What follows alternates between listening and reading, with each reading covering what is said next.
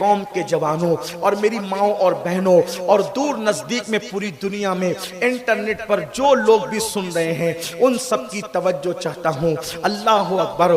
جو 8 دن 10 دن مدینہ طیبہ میں قیام کرے، مدینہ جس کا وطن نہ ہو، اس کی الوداعی حاضری کی کیفیت یہ ہوتی ہے۔ لیکن سیدہ کے لال کا کیا حال ہوا ہوگا جس وقت وہ آخری اور الوداعی سلام کے لیے مصطفیٰ جان رحمت کی بارگاہ میں گئے ہوں گے۔ کیسی قربانیاں ہیں۔ بلکہ آپ کو میں ایک بات اور کہہ دوں، علی اکبر کی شہادت حسین اعظم کے لیے آسان تھی، لیکن مدینہ منورہ چھوڑنا کتنا مشکل تھا۔ ذرا اندازہ تو کرے نا، ایک طرف علی اکبر ہے، علی اکبر چھوٹ رہے ہیں، مصیبت ہے، لیکن ادھر تو نانا چھوٹنے، جانی کائنات چھوٹے، سید العالمین چھوٹے، روح کائنات کے شہر پاک سے دور جایا جا رہا ہے۔ البتہ شیخ محقق کے نبیرہ لکھتے ہیں حسین پاک گئے، نانا کی قبر انور سے لپٹ گئے اور آنکھ لگی تو خواب میں کیا دیکھا، اونگ آئی تو مصطفیٰ جان رحمت جلوگر ہیں اور اپنے نواسے کو سینے سے لگاتے ہیں اور سینے لگا کر حضور علیہ السلام کی آنکھ میں آنسو ہے۔ امام عرض کرتے ہیں یا رسول اللہ، اب آپ کا نواسا آپ کو الوداعی سلام پیش کرنے کے لیے آیا ہے، آقا میں نے مدینے میں نہیں رہنا ہے۔ آقا علیہ السلام فرماتے ہیں میرے لال جا، تجھے کربلا میں بھوکا پیاسا شہید کیا جائے گا۔ آقا علیہ السلام سینے لگا کے خود بتا رہے ہیں تیرے بچوں کو شہید کیا جائے گا، اور پھر تمہیں حسین استقامت اور صبر و رضا کا پیکر بن کر اللہ اکبر اپنی جگہ پر قائم رہنا، دین کی حفاظت کرنا۔ اس وقت گویا امام کہتے ہوں گے نانا جان آپ کا حسین ہمیشہ کے لیے آپ کے مدینے سے جا رہا ہے۔ سیدہ کا لال سب کچھ چھوڑ کر مدینہ منورہ کو گویا کہ سونا سونا کر کے نبی کی امانت آج مدینے سے جا رہی ہے۔ حسین پاک نے کہا ہوگا نانا جان اب آپ کہہ رہے ہیں کہ حسین تمہیں شہید ہونا ہے، بھوکا پیاسا تمہاری اولاد کو شہید ہونا ہے، تو نانا جان جس وقت میرے علی اکبر کے جسم کے ٹکڑے کیے جائے اس وقت آپ کا حسین صبر و رضا کا پیکر بنا رہے، اس کی آپ دعا کر دیں۔ نانا جان جس وقت میرے قاسم کا وجود خون میں لہو لہان ہو اس وقت آپ حسین کے صبر پر استقامت کی دعا کر دیں۔ جس وقت میرے معصوم علی اصغر کو جو ہے وہ تیروں سے چھلنی کیا جائے اس وقت حسین صبر کا دامن ہاتھ سے نہ چھوڑے۔ یہاں پوری داستان کربلا میں میں جہاں جہاں معصوم کہوں گا اسی معنی میں کہوں گا جس میں علامہ ارشد القادری نے کہا، نہ کہ اس معنی میں جس معنی میں روافظ کہتے ہیں، اس لیے ہر جگہ وضاحت نہیں ہوگی لیکن آپ سمجھ لیجئے گا۔ نانا جان جو ہے وہ جس وقت اللہ اکبر خیمے جلے صبر کی دعا کریں، اور اللہ اکبر کس طرح سے حسین نے نانا کو آخری سلام کیا ہوگا اور کس طرح اپنے آنسوؤں کو خشک کیا ہوگا یہ تو امام علی مقام جانے۔ امام علی مقام اپنے نانا کو سلام پیش کرتے ہیں، اللہ اکبر، اور لپٹ لپٹ کر روتے ہیں، اور خواب سے جب آنکھ بیدار ہوتی ہے تو آنسوؤں کی لڑیاں تھی۔ امام اپنے نانا کے مزار کو دیکھتے اور نانا کے مزار کے در و دیوار کو دیکھتے، ہائے ہائے آج کے بعد اب لوگ قیامت تک صبح و شام مدینے آتے جاتے رہیں گے، لیکن ہائے اب وہ مدینہ کبھی نہیں آئے گا۔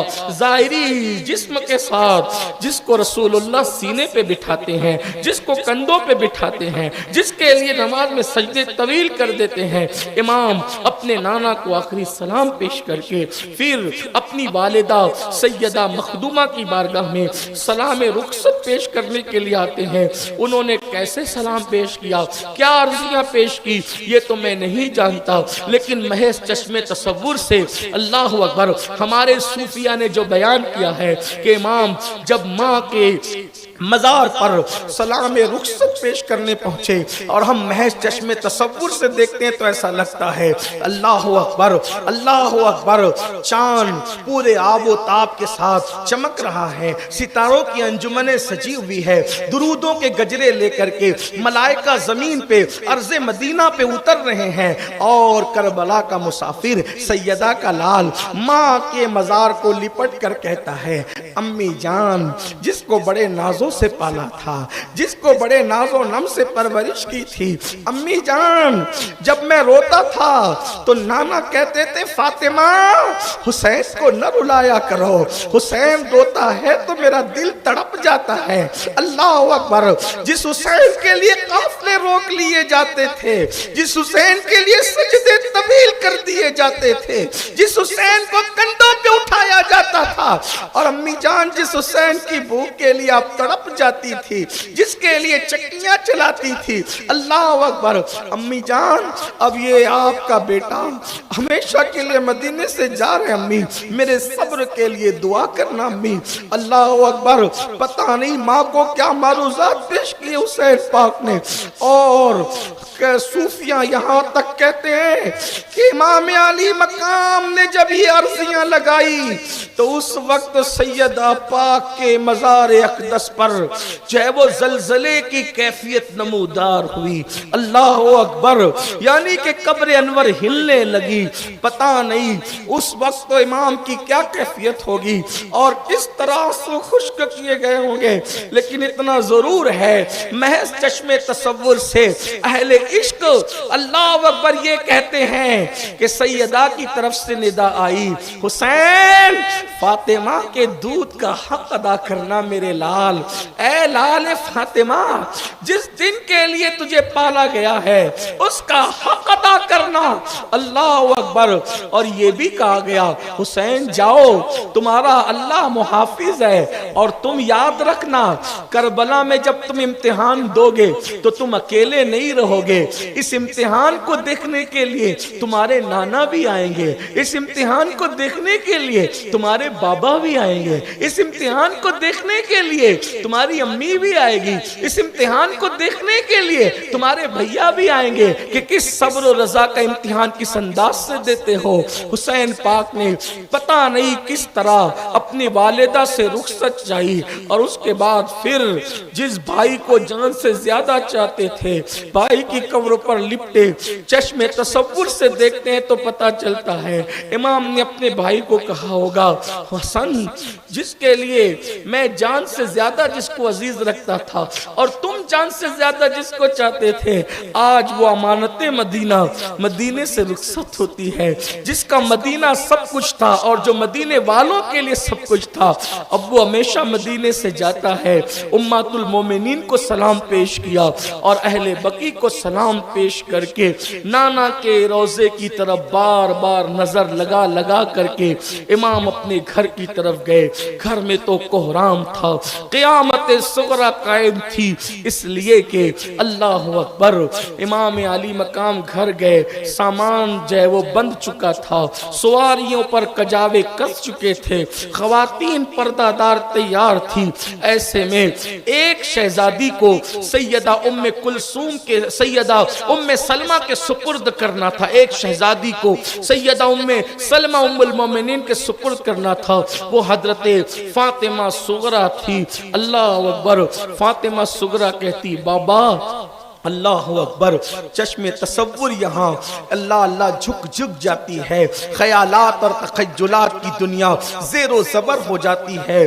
सुगरा पाक कहती थी, बाबा सकीना जाती हैं, सारी अम्मियाँ जाती हैं और ख़वातीन जाती हैं, हत्ता कि अली असगर तक जाते हैं। मैंने क्या किया बाबा, मैं क्यों ना जाऊँ। उस वक्त शहजादी को सीने लगाया और फरमाया, बेटी तुम बीमार हो सुगरा और तुम सफर नहीं कर सकोगी।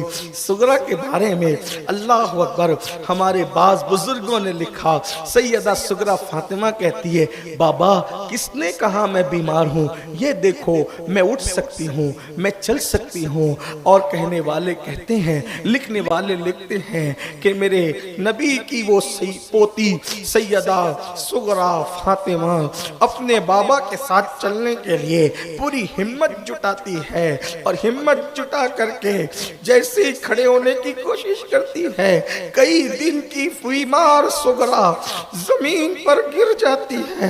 ये कहते बाबा मैं चल सकती हूँ। इमाम अली मकाम تھام لیتے ہیں سیدہ صغرا کے، پھر کہتی ہیں بابا اگر سواریوں کی کمی ہے تو میں پیدل چل لوں گی، سواریوں کے ساتھ تھوڑی دیر تیز چلوں گی، بخار کی حدت کم ہو جائے گی، شدت کم ہو جائے گی۔ اللہ اکبر۔ اور اگر آپ کہتے ہیں میں آپ کے کام آؤں گی، سفر میں اصغر کو جھولا دوں گی، اصغر کو سنبھالوں گی۔